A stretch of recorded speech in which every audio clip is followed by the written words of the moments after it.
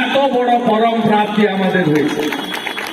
এই যে আমরা নানাভাবে বিভক্ত, ব্রাহ্মণ, ক্ষত্রিয়, বৈশ্য, শূদ্র, ইস্কনের অনুসারী, রামকৃষ্ণ মিশনের শিষ্য, ঠাকুর অনুকূল চন্দ্রের ভক্ত, লোকনাথ ব্রহ্মচারী, নিগমানন্দ ব্রহ্মচারী পরমহংসের শিষ্য, ভারত সেবাশ্রম সংঘের দীক্ষিত, আর্য সমাজ, কত ভাগে আমরা বিভক্ত।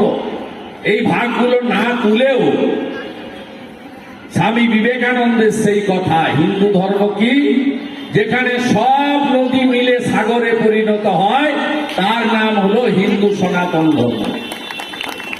তাই সনাতনীরা আজকে যেভাবে ঐক্যবদ্ধ হয়েছে, সনাতনীদের মধ্যে যে জাগরণ এসেছে, অনেক কিছু পাওয়ার আনন্দ, অনেক কিছু না পাওয়ার যন্ত্রণা থাকবে, কিন্তু আমার যে গীতার বাণী, গীতানাথ, এখানে যারা বৈষ্ণবরা আছেন, ইস্কনের যারা অনুসারী আছেন, শ্রীলা প্রভুপদ গোটা পৃথিবী জুড়ে যেমন জগন্নাথ দেবের রথযাত্রা চালু করেছেন, তেমনি গীতাকেও বাড়িতে বাড়িতে ঢুকিয়ে দিয়েছেন।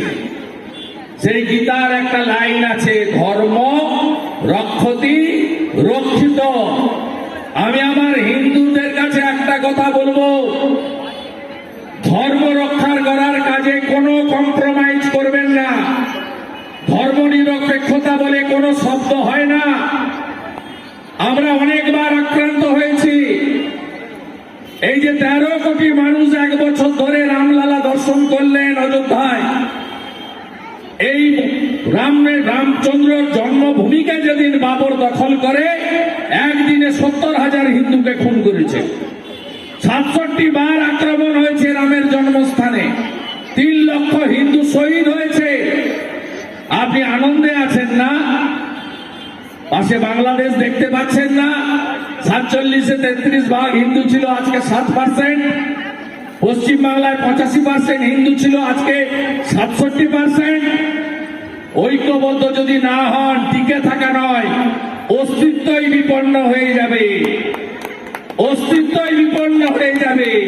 596টা মন্দির বাংলাদেশে ভেঙেছে এইরকম একজন সন্ন্যাসী, মণ্ডিত মস্তক, গেরুয়া বসন পরা, গলায় তুলসী মালা, মাথায় শ্বেত চন্দন, মাথার পিছনে শিখা, যিনি অন্ন গ্রহণ করেন না, প্রসাদ গ্রহণ করেন। ঠাকুরকে রান্না করে যে প্রসাদ দেওয়া হয়, সেই প্রসাদ তিনি নিজ হাতে রান্না করে তারপরে গ্রহণ করেন। কার্তিক মাস